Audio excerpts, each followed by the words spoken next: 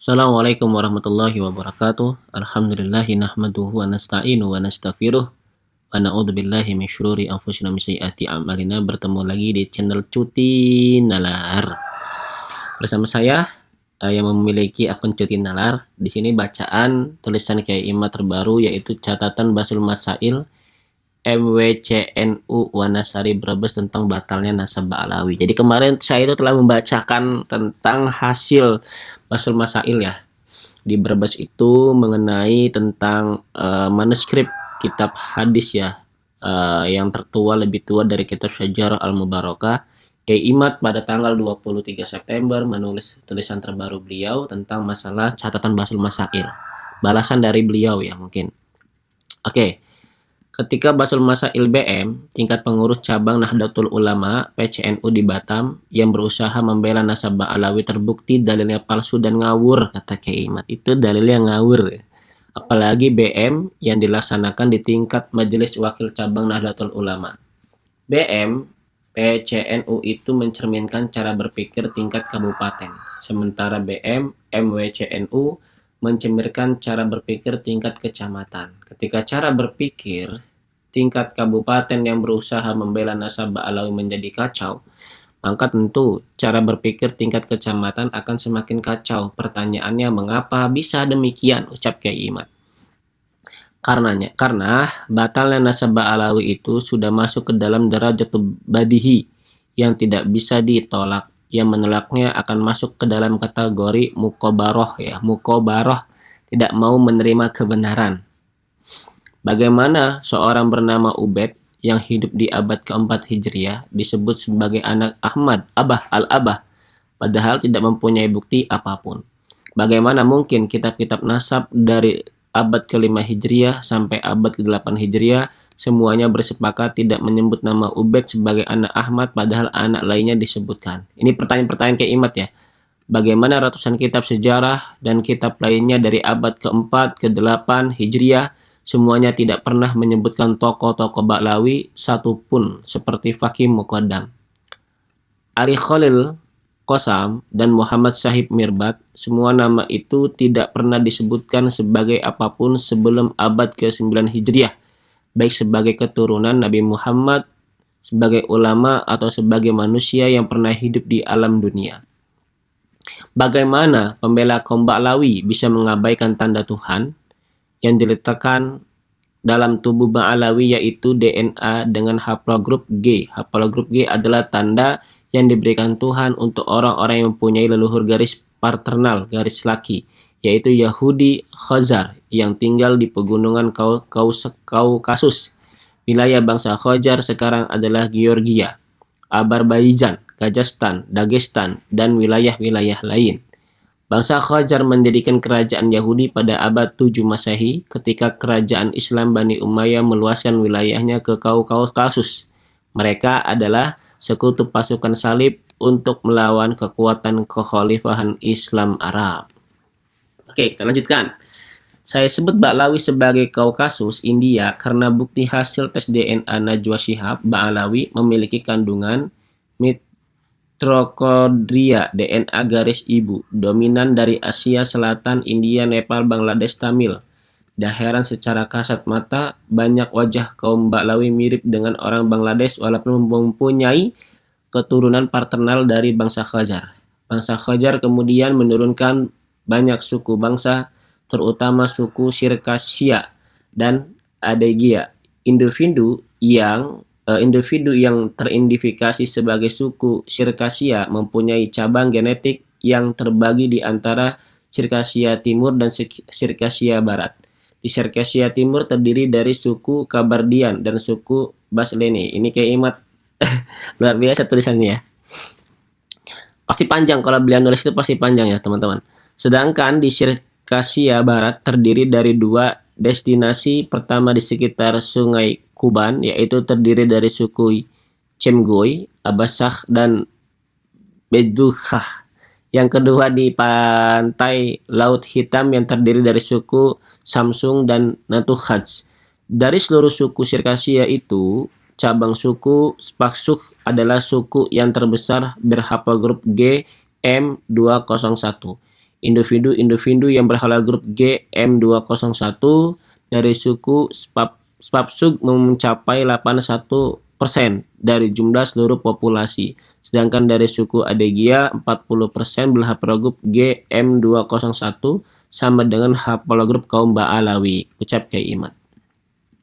Untuk menelusuri leluhur garis paternalnya, hendaklah kaum Ba'alawi menelusuri sejarah dari dua suku yang sampai hari ini masih ada Kaukasus, yaitu suku Spakuk dan suku Adegia. Sedangkan untuk menelusuri garis Mitochondria, hendaklah mereka menelusuri sejarah migrasi leluhur mereka dari Kaukasus ke India, Bangladesh, Nepal, dan Tamil sebelum kemudian berimigrasi ke Hadramaut.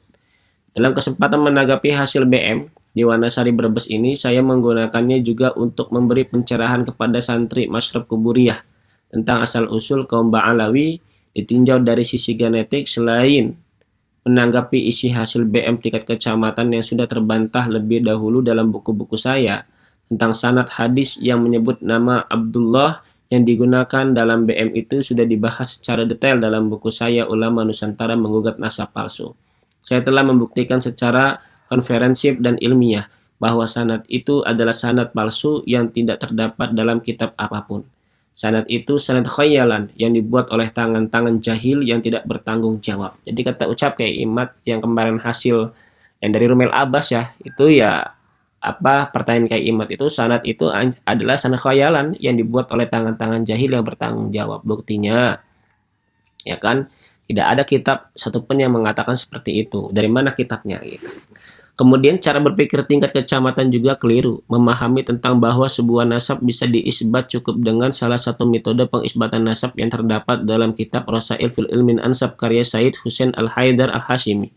Metode pengisbatan nasab yang terdapat dalam kitab tersebut disebutkan ada 5 metode dan kemudian ditambahkan 2 metode lagi jadi berjumlah 7 metode, yaitu syuhro dan istifadah, kitab nasab, bayinah, syariah, saksi, i'tiraf dan ikrar, suatu qabilah, i'tiraf dan ikrar, seorang ayah, Al-Quran diundi, dan Al-Quru'ah, bukan Al-Quran, Al-Quru'ah, yaitu diundi, Al-Qiyafah, melihat kemiripan anak dan ayah. Ini kitab Al-Qiyafah ini sudah dikaji ya, karya Kyai Deden, di YouTube saya bisa kalian lihat ya, tentang melihat kemiripan anak dan ayah. Itu Kyai Deden menganjurkan bagi kaum Ba'alawi untuk tes DNA. Menurut cara berpikir tingkat kecamatan, nasab bisa diisbat cukup dengan salah satu dari 7 metode di atas. Misalnya jika ada seorang yang mengaku sebagai keturunan Nabi Muhammad, maka cukup diundi saja. Siapkan 2 kertas, yang satu bertuliskan benar dia keturunan Nabi dan yang satu lagi bertuliskan tidak benar dia keturunan Nabi. Jika setelah diundi yang keluar adalah kertas yang bertulis benar dia keturunan Nabi, maka sahlah dia menjadi keturunan Nabi. Jika yang keluar kertas bertuliskan tidak benar dia keturunan Nabi, maka pengakuannya batal. Sebagai seorang yang pernah menjabat sebagai ketua MWCNU, saya kaget mendengar Ustadz Maimun, salah seorang perumus dalam BM tersebut, menerangkan metode isbat nasab seperti di atas. Pengalaman saya, cara berpikir tingkat kecamatan pun tidak sekonyol dan sebodoh itu. Banyak para alim di tingkat kecamatan yang ilmu dan pengalamannya tabahur luas. Namun akhirnya kagetan saya hilang setelah seorang teman mengirimkan link akun Facebook milik Ustadz Maimun. Dalam akun FB nampaknya ia berfoto dengan Syekh Umar bin Hafid Ba'alawi, pengarang kitab kumpulan doa-doa siang malam. Rupanya Ustadz Maimun ini dulu mondok kepada Syekh Umar bin Hafid Tarim. Ucap Kyai Imad.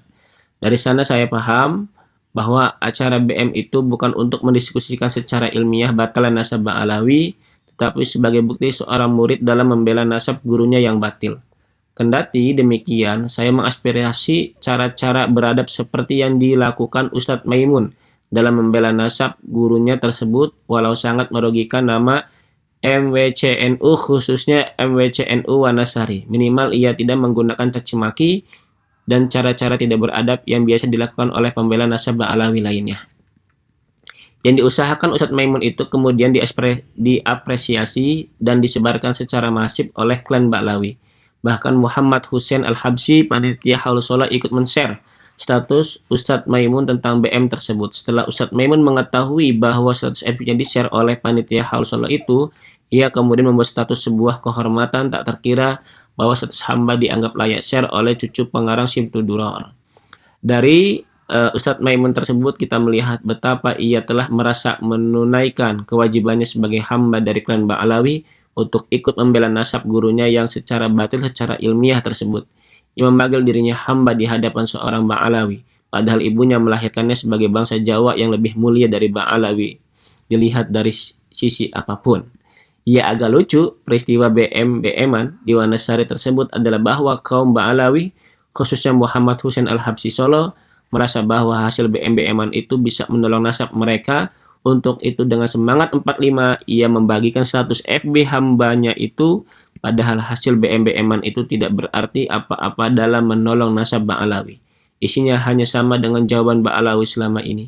Tidak ada dalil ilmiah, hanya saja disampaikan dalam kedok BM. Seandainya pun Ba'alawi bisa membujuk LPBM PBNU melaksanakan BM untuk mensohhikan nasab mereka, maka usaha mereka tidak akan berhasil. Karena keterputusan nasab mereka seperti qat'i badihi, yang berusaha mengotak-ngatiknya tanpa dalil ilmiah hanya akan menampakkan kebodohan di hadapan alam semesta. Penulis Imaduddin Usman Al-Bantani. Allah karim. Cukup sekian dari tulisan Ustadz Imaduddin Kiai Imad tentang catatan Basul Masail MWCNU Wanasari Brebes. Semoga bermanfaat. Jadi mungkin kita tunggu balasannya lagi ya dari teman yang pro Ba'alawi. Assalamualaikum warahmatullahi wabarakatuh.